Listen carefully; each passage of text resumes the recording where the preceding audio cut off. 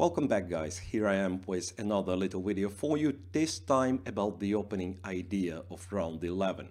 And as we are getting used to, once again the opening surprise was bought by Vladimir Kramnik. So in this very well known position, where usually black goes for bishop b4, so-called Slav gambit, right? Bishop d2 takes on d4, and a very complex position here with a lot of analysis, a lot of theory still.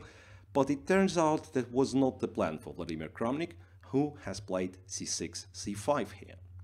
The move is technically not yet a novelty. There are few games in the database, but played by a very low rated players. c5, then it turns out the most principal move is capture with the knight. d5, knight f6, well, I did not analyze this one, but I assume knight f6 was the plan for Vladimir Kramnik. Leads us to some fresh position with mutual chances.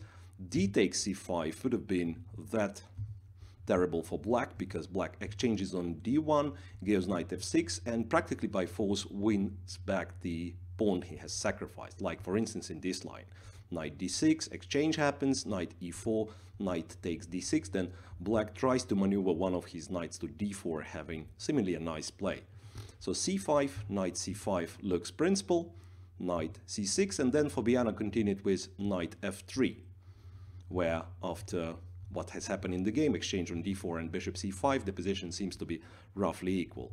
So instead of knight c3, instead of knight f3 after knight c6, white had knight b3, and this needs further analysis, because I assume a5 was the move for black in this case, a4, bishop b4 check, you have to play bishop d2, black captures on d4, bishop b4, knight b3, that's the key position here. White, if white goes queen b3, then queen b6 is fine for black, but white can try a very interesting complications arising after take on d8, king d8, and bishop f8.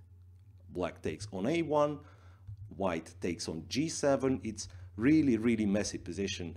I recommend you guys to check this one. And once again, c5 on move 5 is the opening idea of round 11.